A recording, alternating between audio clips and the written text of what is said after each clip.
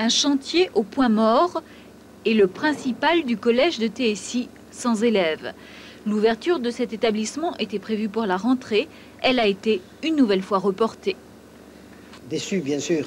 Une année de travail qui aurait dû être concrétisée par l'ouverture le 21 février.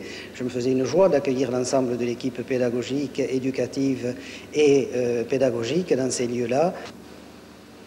Des retards, le chantier de TSI en connaît depuis le début. Initialement, le collège devait ouvrir à la rentrée 99. Cette fois, ce sont les travaux de plomberie-assainissement qui piétinent. Ils auraient dû être terminés en juin dernier, mais l'entrepreneur Ulutuy Palelei n'a pas respecté les délais, bloquant ainsi certaines autres entreprises. Du côté du maître d'œuvre, les travaux publics, on s'avoue un peu étonné, car le chantier avait été volontairement confié à des entreprises locales.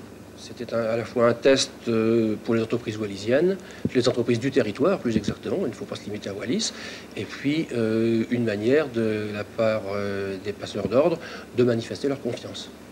Et dans le cas présent, évidemment, l'entreprise n'a pas répondu tout à fait aux attentes. Pourtant, pour les 180 élèves inscrits ici, rien de catastrophique. Ils seront accueillis au collège de Lavenghao, comme l'année dernière. Mais avec ce nouveau retard, c'est la réorganisation de l'enseignement secondaire à Wallis qui se trouve bloquée. Les travaux du CETA de Mois ne peuvent être faits à Mois, au collège de Lavenghao, que si les élèves de TSI sont dans ce collège aujourd'hui. Donc à partir de ce moment-là, nous avons des espaces libérés et nous pouvons travailler dessus.